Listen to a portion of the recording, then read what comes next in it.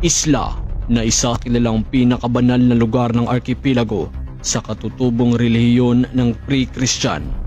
Dati ay naging parte ng Surigao del Norte bilang unang distrito, probinsya na kilala bilang Mystical Island, Province of Love. Ngayon, tara na't pag-usapan ang makasaysayang probinsya ng Dinagat Island. Mga storyang dapat nating pag-usapan, dapat nating pag-aralan. Mismo, malaki na ang impluwensya sa lugar, ang rahan natin ng Butuan, kung saan ito ngayon ay matatagpuan sa Agusan del Norte.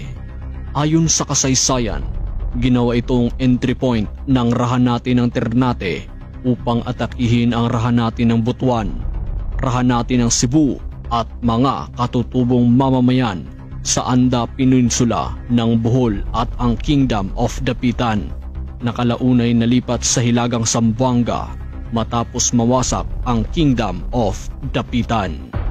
Ayon sa kwento, mayroong banyaga na dumating sa lugar ang nagtanong sa mga katutubo kung ano-ano ang mga panghanap buhay nila.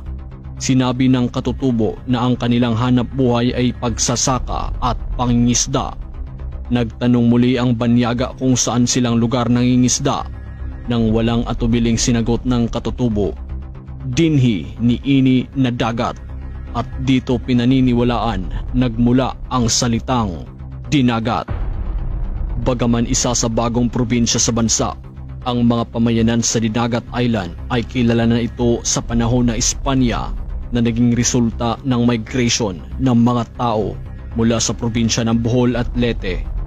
1855 nang formal na naitatag ang munisipalidad. 1890 hanggang 1990, unti-unting nabawasan ang mga hangganan nito na naging sanhi ng 6 na munisipalidad: ang Loreto, Cagdianao, Libho, Basilisa, Tubahon at San Jose. September 1890 nang naging Spanish Pueblo ang Loreto. Ito ay sa ilalim ng superbisyon ni Governor General Manuel Sanchez hango sa Direksyon General Number 30. Tinawag itong Mabua dahil sa ito'y patuloy na bumubula na ilog na dumadaloy sa gitna ng komunidad at naging Loreto noong 1881 nang pinangalanan ng isang paring Espanyol bilang parangal sa asawa ng alkalde mayor ng lalawigan ng Surigao. Isang makasaysayang lugar sa nangyaring makasaysayang labanan sa Surigao Street noong ikalawang digmaang pandaigdig.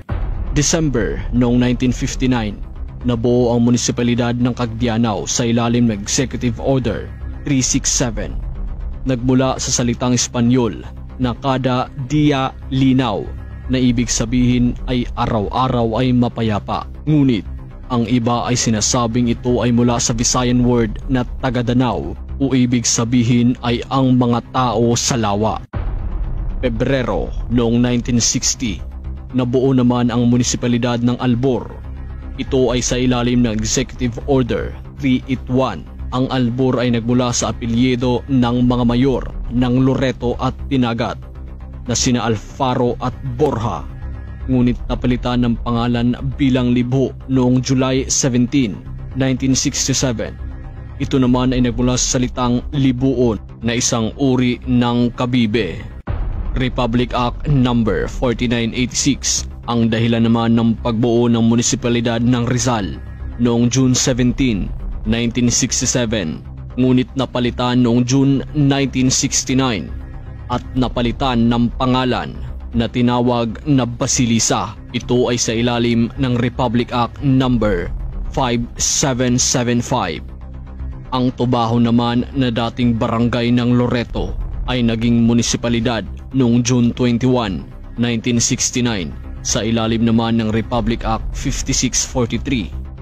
Ang pinakabagong munisipalidad na San Jose ay nabuo noong November 1989 sa ilalim ng Republic Act 6769 at pinangalanan bilang parangal kay Jose Iclio na siyang pioneer at ama ng alkalde noon ng munisipalidad ng Dinagat na si Ruben Idera Iclio Sr.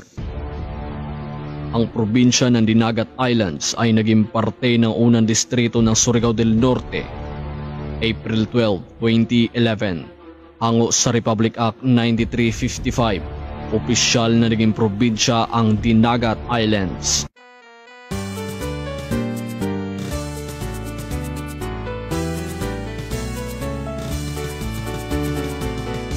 Isa itong grupo ng mga isla na mayahan tulad sa Palawan ang ganda, lawa, kuweba, iba't ibang rock formation ang makikita rito.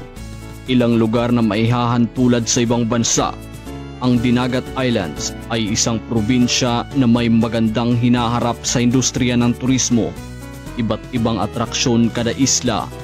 Tunay ngang masasabi na buhay ang kalikasan.